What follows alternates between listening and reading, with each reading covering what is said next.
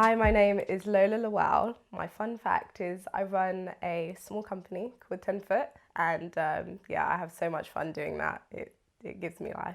So 10 Foot is a beauty drawer company.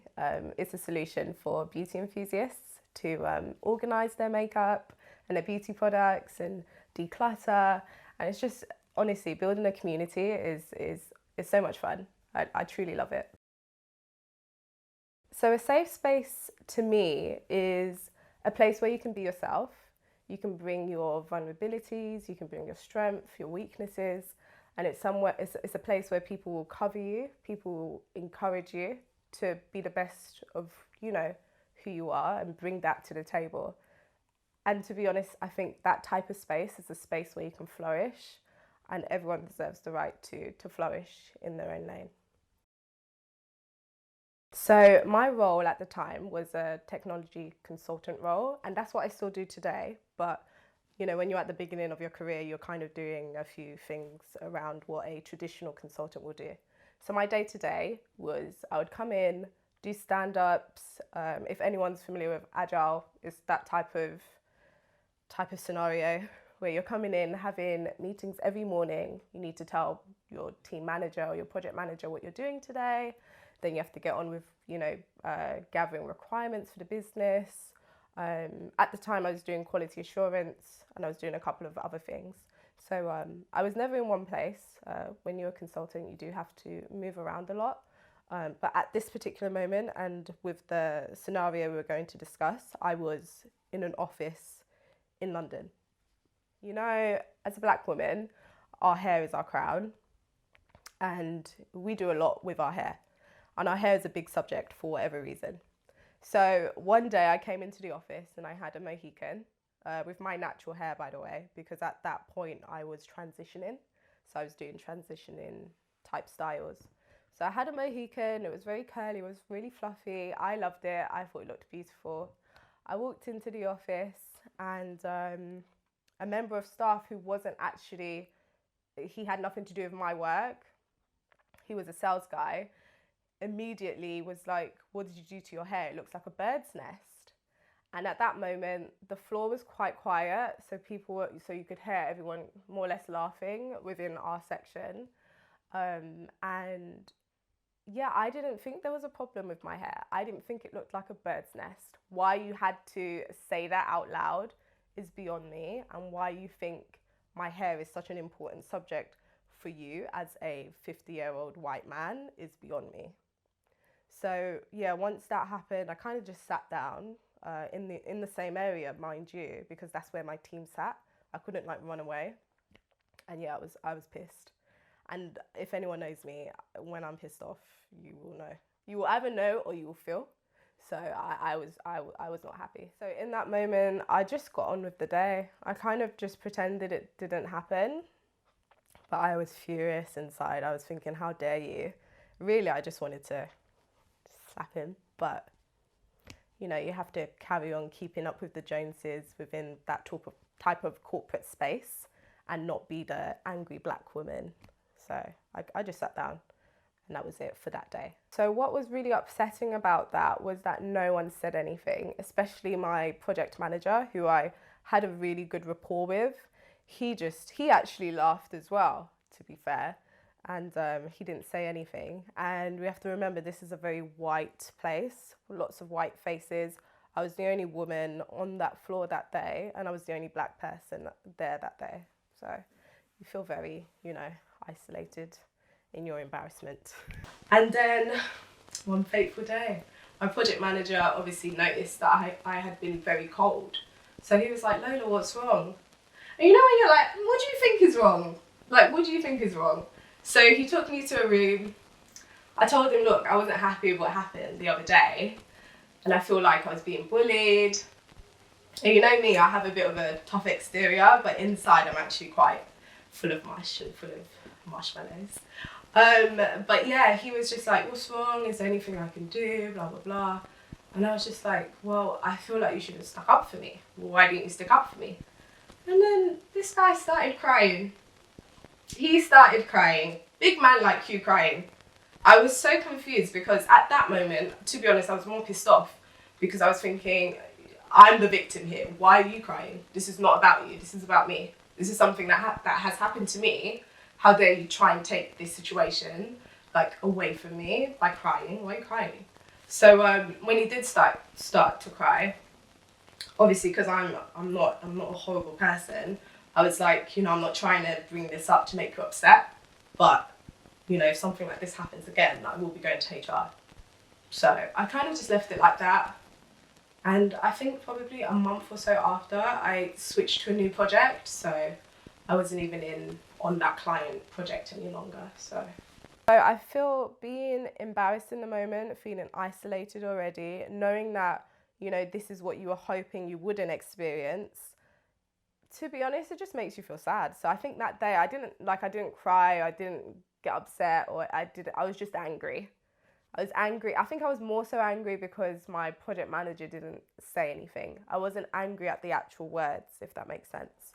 I mean, yes, it wasn't nice to, compare my hair to a bird's nest, but the fact that no one stuck up for me in that moment was really annoying, especially as a Black African person. I think as a race, we're very empathetic, and we try our best to stick up for people when something goes wrong.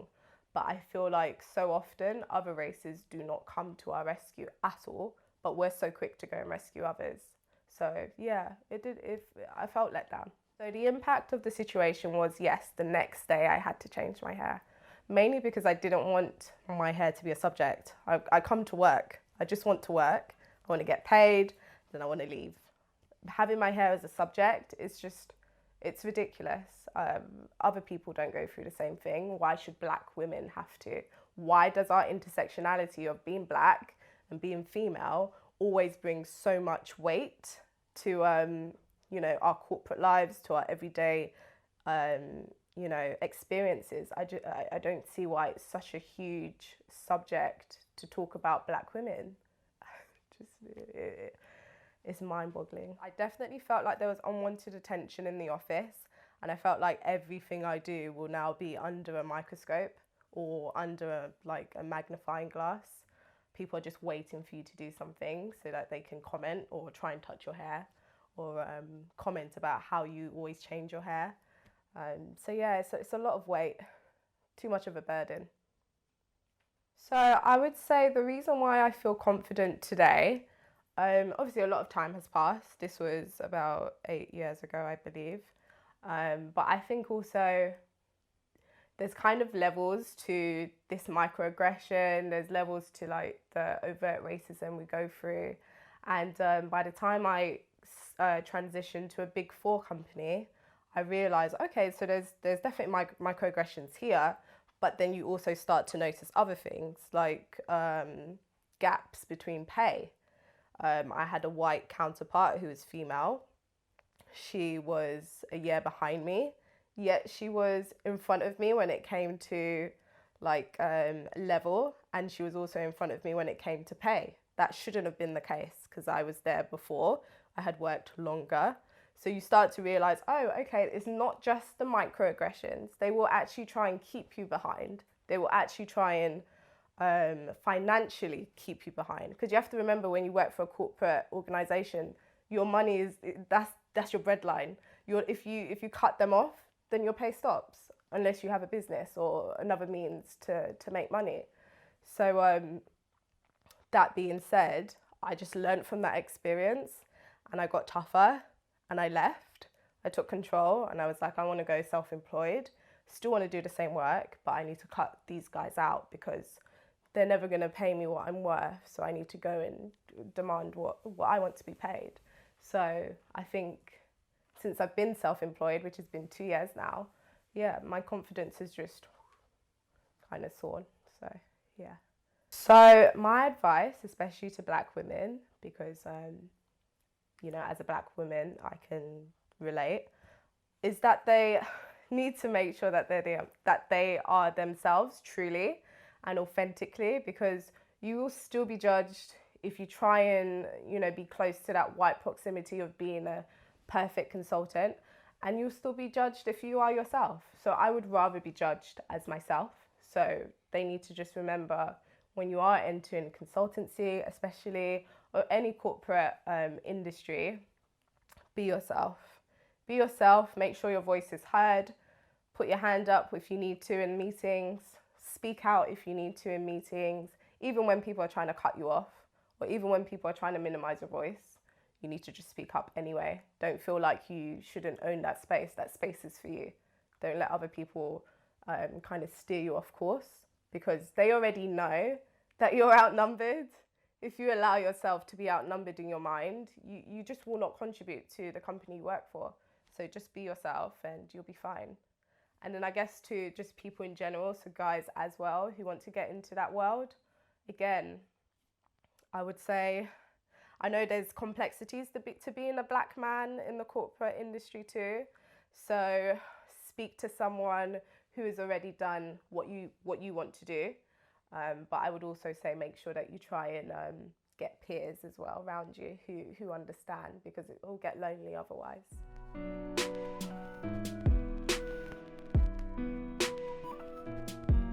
My name is Joldin. I'm a mental health professional and I'm here to offer my take on Lola's story. So when we're looking at Lola's story, we're looking at a lady of colour in the workplace who her hairstyle is being referred to as a bird's nest. I think this is a narrative surrounding a lot of women of colour. There is the notion that when we wear our hair in its natural form or in protective styles, it's generally regarded as unkempt and untidy. And actually, a lot of women feel pressured into maybe straightening their hair or conforming to European beauty standards to be accepted in the workplace. I think what Lola experienced can be referred to as a microaggression. And the term microaggression refers to daily behavioural or environmental indignities that communicate hostile, derogatory or negative racial slights or insults. And actually, when you're facing these microaggressions on a daily basis, this can actually lead to low self-esteem. And self-esteem has actually been highlighted as a big indicator for depressive disorder. So when we're diagnosing depressive disorder, we would actually look at what is this person's self-esteem. And if you ranked your self-esteem quite low, that's a likely indicator that you have depression or that you're actually going to develop depression. And I think we're also looking at the general impact of stress. This is quite a stressful situation. Someone going into a workplace and you have to have that consciousness of your appearance, where our European counterparts don't actually have that kind of burden on them. I think it's very unfair, and the effect of stress on the body, we know, it can also be very negative. When we're in situations like this, it's very important to recognize what you're good at, to have things outside of work that give you value. I think it's also important to have a friendship group or have people around you who support your image, or who also reinforce the positive things about yourself to you, so that you're reminded of who you are, so that you're not brought down by what other people are saying to you. When we're looking at the case of Lola, we're also looking at a kind of trauma which we experience historically. So we experience this trauma through our family, through our grandparents, through the stories, also through social media. Right now we're in an era where we open our phones or our tablets, we go on Instagram, and we're kind of inundated with all these kind of images of black people being harassed, black people not being able to attend schools because of their hairstyle, black people being murdered mercilessly. And I think that this kind of creates a ongoing trauma for us, which the best way I think for us to kind of break that is to come together. I think these kind of movements that we're seeing at the moment, like the natural hair movement, we're also seeing movements where people are appreciating the colour of their skin. I think these are all positive for the general consciousness of us black people. I think we also need to practice self-love. So loving yourself, and also maybe daily affirmations. It's very helpful to if you're going into a workplace where you know these microaggressions are coming daily. Maybe that morning you can look in the mirror and say, I love my hair, I love my skin, I look great. Just prepare yourself mentally so that when you do go into those environments, you won't be as easily taken down by these comments of other people. I think it's also very important that we call people out. Although the onus is not on us to educate people, but there is a responsibility on us to teach people how to treat us, and also to kind of voice our opinion when something has offended us, and to kind of lay out the expectations on how we should be treated. So if this is something that continuously that is happening, we have every right as an employee at any establishment to contact, either it could be your line manager or it could be HR if you don't think that that will be effective. We need to contact people and say, this is what is happening to me and I'm not okay with it.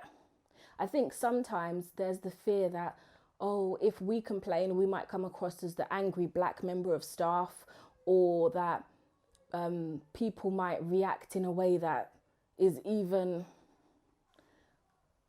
people may react to what we say in a way that would make us feel uncomfortable. However, I think when we're doing these things, we're not just doing it for us, we're doing it for any one of us who might work in that establishment. And I think we're doing it to change things. If we stay silent, nothing will ever change.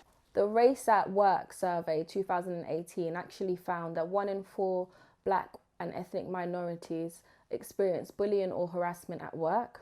If you are experiencing a decline in your mental health or you're feeling unwell, I would always say that your first point of contact would be your GP. There's also various helplines that you can contact, such as the Samaritans, if you feel like you're in a crisis.